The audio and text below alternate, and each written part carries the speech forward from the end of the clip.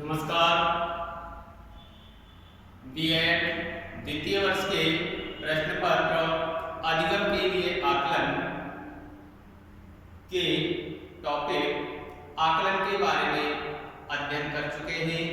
आकलन क्या है, आकलन की कैसी प्रकृति है, आकलन की क्या विशेषता है, ये पूर्व कक्षा में पढ़ चुके हैं।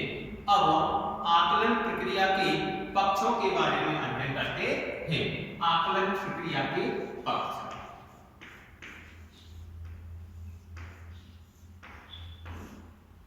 आकलन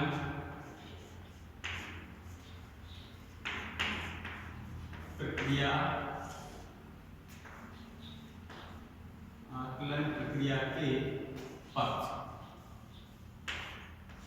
आकलन प्रक्रिया के जो पक्ष हैं मुख्य रूप से चार बताए गए हैं। नंबर 1, आकलन की योजना।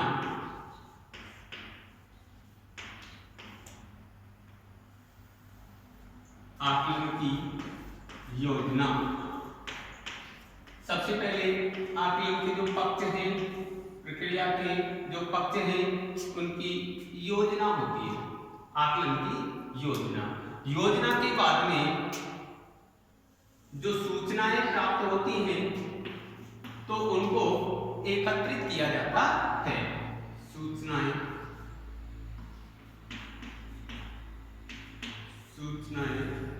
एकत्रित करना। सूचनाएं एकत्रित करना। जब सूचनाएं एकत्रित होती है उसके बाद में जो प्रक्रिया है वह है सूचनाओं का विश्लेषण। सूचनाओं का विश्लेषण। सूचनाओं का विश्लेषण और उसके बाद में जो परिणाम आते हैं उन परिणामों का उपयोग। परिणामों का उपयोग। तो जो पक्ष हैं आकलन प्रक्रिया के पक्ष हैं वो मुख्य रूप से 4 प्रकार से हैं। उनकी प्रक्रिया इस तरीके से चलती है कि आकलन की योजना, फिर सूचनाएं एकत्रित करना, उसके बाद में सूचनाओं का विश्लेषण और उसके बाद में परिणामों का उपयोग।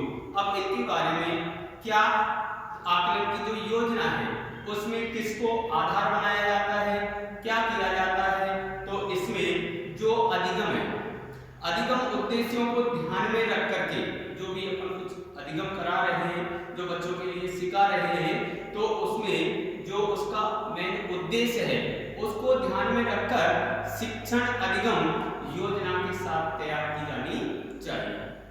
नंबर 1 बात। नंबर दूसरी बात है कि जो आकलन की योजना है उसमें जो सूचनाएं एकत्रित करते हैं तथा उनका जो विश्लेषण करने की विधियों के बारे में भी निर्णय लेना चाहिए। और तीसरी बात है योजना के अंतर्गत कि आकलन द्वारा जो प्राप्त सूचनाएं होती हैं उनका उपयोग किए जाने की जो योजना, उपलब्धि, मापन के मानकों का निर्णय करना चाहिए। फिर उसके बाद में सूचनाएं एकत्रित करना। जो भी कार्य या क्रियाकलाप गतिविधियों को बनाएगा या उनका चुनाव करेगा जिससे सूचनाएं संकलित की जा सके, इस प्रकार से एकत्रित करना चाहिए। फिर नंबर 2 पर आती है कि चयन की गई गतिविधियों में बच्चों को कार्यों में लगाने की पद्धति का चयन करना चाहिए कि कौन सी पद्धति सही रहेगी जिसमें बच्चों की रुचि जागृत होगी, बच्चे उस रुचि के अनुसार उस कार्य को कर सकेंगे। ऐसी सूचनाएं एकत्रित करनी चाहिए। और तीसरी बात है इसी में कि बच्चों के काम करने के जो तरीके हैं अथवा उनकी प्रतिक्रियाओं, उनके व्यवहार को देखने एवं दर्ज करने का जो तरीका होता है उसको तय करना चाहिए। उसके बाद में सूचनाओं का विश्लेषण। सूचनाओं का जो विश्लेषण है उस पे शिक्षक को कुछ इस प्रकार से निर्णय लेना चाहिए कि सूचनाओं की गुणवत्ता किस प्रकार निर्धारित करेगा। जो शिक्षक है वो गुणवत्ता कैसे निर्धारित करेगा, एक बात ये। दूसरी बात है कि सूचनाओं से उपलब्धि की समझ के लिए आधार का निर्धारण कैसे होगा, कि उसका आधार कैसे होना चाहिए। तीसरी बात है कि मानकों का समुचित उपयोग कैसे करेगा, जो भी मानक हैं उनका सही ढंग से उपयोग कैसे करेगा। और नंबर 4, सूचनाओं को परिणाम रूप में एकत्रित किस प्रकार से करेगा। और अंत में जो चौथा पक्ष है वह है परिणामों का उपयोग, कि जो परिणाम होंगे उनका कैसे उपयोग करेगा। तो परिणामों का नंबर 1 प्रतिवेदन कैसे करेगा, अर्थात लिखित रूप में कैसे उपस्थित करेगा। दूसरा है कि जो परिणाम होंगे उनका किस प्रकार से अर्थ निकालेगा, और जो परिणाम होंगे उनका अर्थ किस प्रकार से निकालेगा।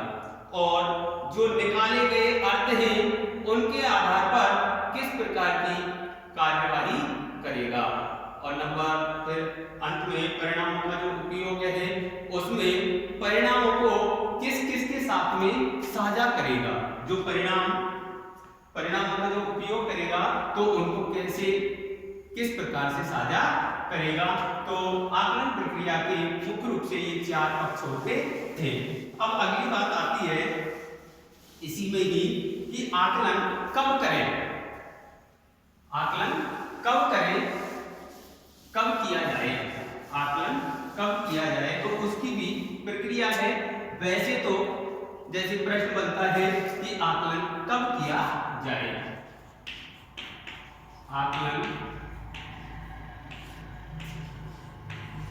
कब करें या कैसे किया जाए। तो यहाँ पर कब करें, इसके लिए बताया गया है कि आकलन वैसे तो सतत एवं निरंतर होना चाहिए। जो आकलन की प्रक्रिया है वह सतत एवं निरंतर होनी चाहिए, लेकिन फिर भी इसके कुछ जैसे शिक्षण अधिगम होता है उसी के आधार पर उसकी प्रक्रिया भी बदल जाती है कि अब इसका आकलन कब करें। एक आता है कि शिक्षण अधिगम प्रक्रिया के पूर्व में आकलन कर लेना चाहिए। जब शिक्षण प्रक्रिया चल रही है तो उसके पूर्व में ही आकलन कर लेना चाहिए। दूसरी बात आती है कि शिक्षण अधिगम प्रक्रिया के दौरान आकलन कर लेना चाहिए। और तीसरी बात है कि शिक्षण अधिगम प्रक्रिया के पश्चात भी आकलन किया जाना चाहिए। तो बताया है कि आकलन कब करें। एक तो आकलन शिक्षण प्रक्रिया के पूर्व में किया जाना चाहिए, एक शिक्षण प्रक्रिया के दौरान और एक शिक्षण प्रक्रिया के पश्चात किया जाना चाहिए। तो सबसे पहले बात पता यह है कि शिक्षण अधिगम प्रक्रिया से पूर्व आकलन कर लेना चाहिए। नंबर 1 शिक्षण अधिगम, शिक्षण अधिगम प्रक्रिया से पूर्व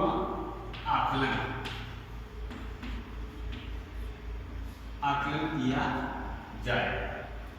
दूसरी बात है कि शिक्षण अधिगम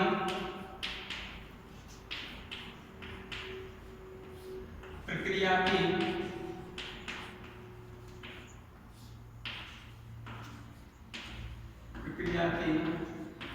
दौरान आकलन किया जाए।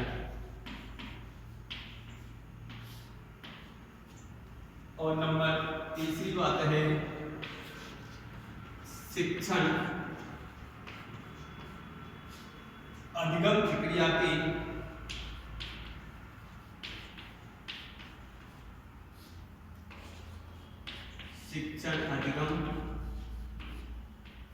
प्रक्रिया के पश्चात आकलन किया जाएगा।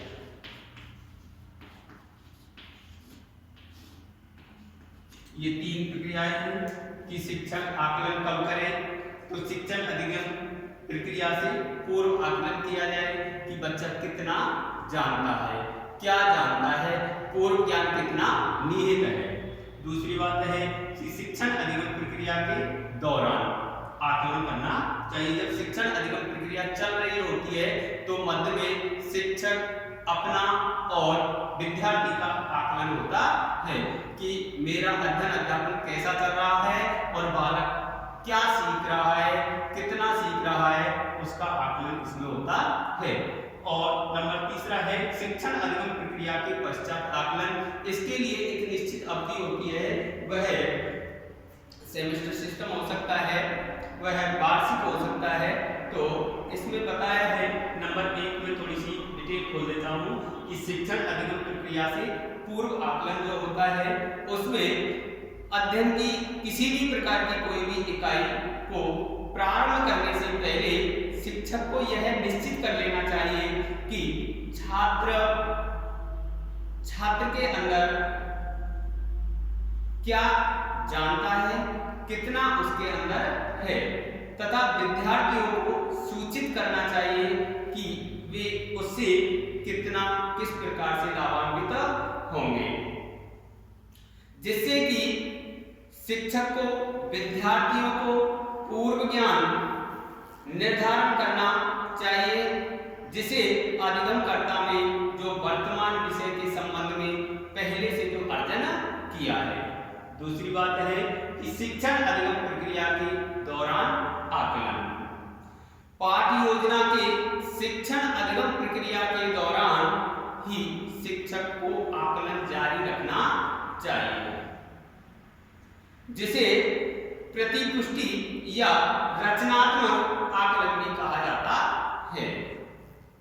यह शिक्षकों व अधिगमकर्ताओं को संकेत देते हैं कि किन परिणामों को प्राप्त कर लिया गया है, तथा इस प्रक्रिया के दौरान जो उपलब्धि के स्तर होते हैं उनका मूल्यांकन मुख्य रूप से 3 प्रकार से किया जाता है। नंबर 1, अधिगमकर्ता में किसी अवबोध या कौशल के साक्ष्य ना दिखना, एक तो इसका आकलन होता है। दूसरा, अधिगमकर्ता किसी बोध या कौशल को विकास कर रहे हैं। और नंबर 3, अधिगमकर्ता किसी बोध या कौशल को विकास कर चुके हैं, जो अध्ययन शिक्षण सामग्री या शिक्षण प्रक्रिया जो चल रही है उसमें कितना सीख पा रहा है, इसका भी पता प्रक्रिया के दौरान ही लगता है। और अंत में जो है शिक्षण अधिगम प्रक्रिया के पश्चात आकलन होता है। इस अवधि में आकलन शिक्षण अधिगम प्रक्रिया पूर्व होने के पश्चात विशिष्ट किसी विशेष समय पर किया जाता है। इसके बाद अधिगमकर्ताओं की उपलब्धियों को उन्हें उनके अभिभावकों और विद्यालय के अन्य व्यक्तियों के साथ साझा किया जा सकता है, संप्रेषित किया जाता है। इस प्रकार के आकलन को समेकित आकलन के रूप में वर्गीकृत किया जा सकता है, जिसकी तुलना की आकलन मानदंडों के साथ की जा सकती है। समेकित आंकड़ों की प्राप्ति के स्रोतों में प्रक्रिया अधीन आकलन, पोर्टफोलियो, व्यक्तिगत दत्त कार्य या समूह परियोजना कार्य तथा परीक्षण आदि सम्मिलित होते हैं। इस कक्षा में इतना ही। इसके बाद में आकलन के प्रकार आगामी कक्षा में बताए जाएंगे। धन्यवाद।